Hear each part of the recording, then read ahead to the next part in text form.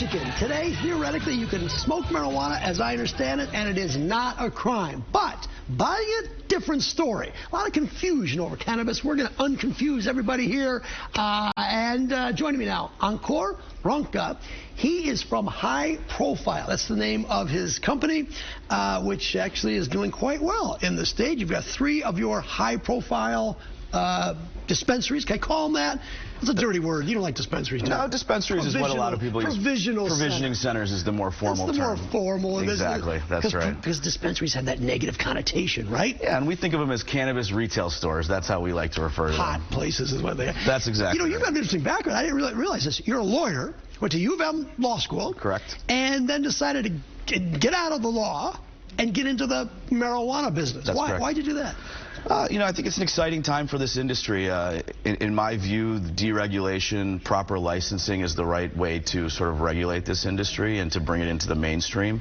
I think there's a lot of medical benefits to these products, and we're learning more about that as every year goes by. And I'd rather see it in the regulated market than in the black market. So do you know when the state will allow the sale of recreational marijuana? The expectation is right now in Q1 of next year. So they're opening up the licensing process at the state level in November. And then they'll ultimately issue the licenses pretty quickly. We've had some state reps on, but what's the holdup in your view?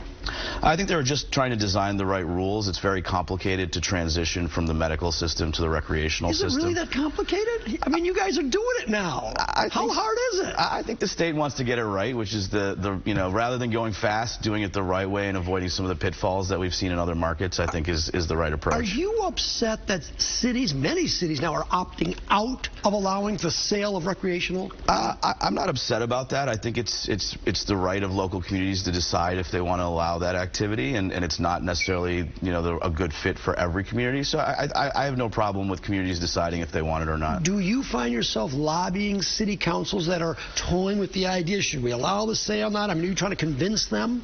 I think what I'm trying to communicate to a lot of these cities is there are many different types of operators in this industry, and so certainly for a company like ours with experience in other licensed markets, with the type of team that we've built and our background, I will make the argument that we may be different than a lot of others, and so that's part of what communities need to consider is not only do they want to allow it, but who do they want to allow to come in and do that. Is it a problem that the state is not regulating the testing and that there's very few places that actually do testing?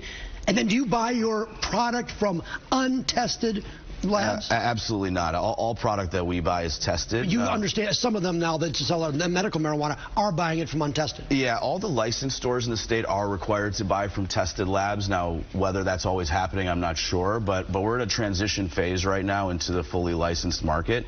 But certainly I would encourage all patients of medical marijuana to make sure they're buying regulated, tested products and only shopping at those stores that carry them. With all this vaping that we're talking about, do you ever think that the governor or the president may undo vaping for marijuana?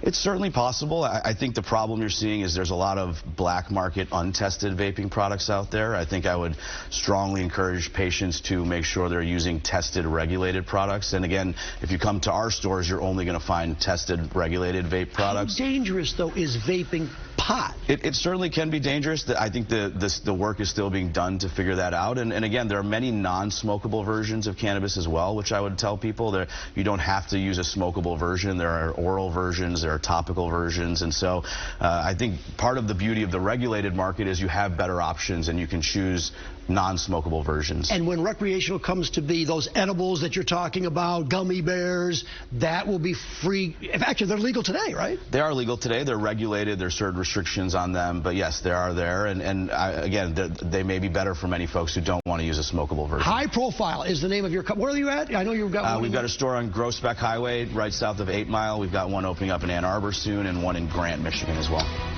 Good stuff. Yeah, thanks for having me, I don't know if that's what you want to talk about, but I thought it was fantastic. Happy to chat about whatever you'd like to. Thank you, Charlie. Good stuff. All right, quick break. We'll be back in a moment.